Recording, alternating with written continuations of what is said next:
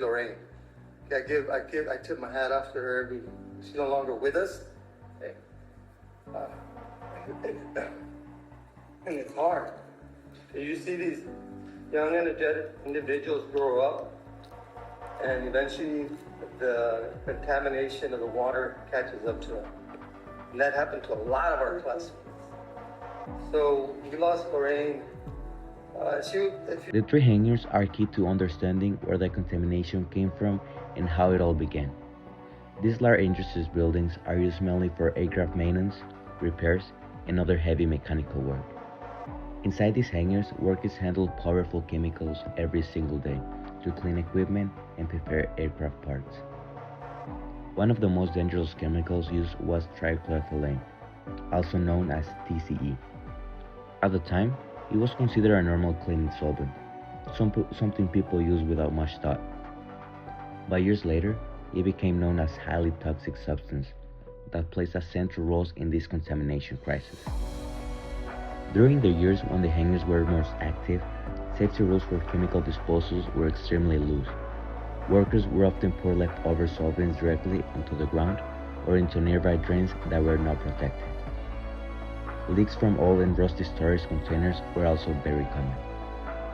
Back then, people did not fully understand how harmful these chemicals were, and there was very little concern about long-term environmental damage. Over time, these chemicals slowly soaked deeper and deeper into the soil. After many years, they eventually reached the groundwater, which then became contaminated. Today, when we visit the three hangars, they just look like abandoned industrial buildings. On the outside, nothing seems unusual, but their history is directly connected to the toxic exposure experienced by residents of Southside. Many families believe that the serious illness they saw in their homes, such as cancer and the long-term health problems, were connected to the chemicals that came from these hangars. For them, these buildings are not just old structures, they're a symbol of where the harm began. The three hangars also became extremely important during the investigation into that contamination.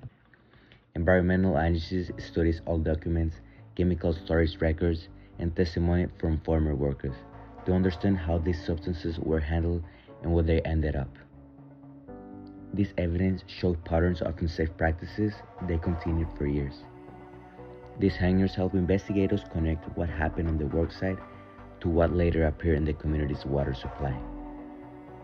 For our documentary, the three hangars represent more than industrial history.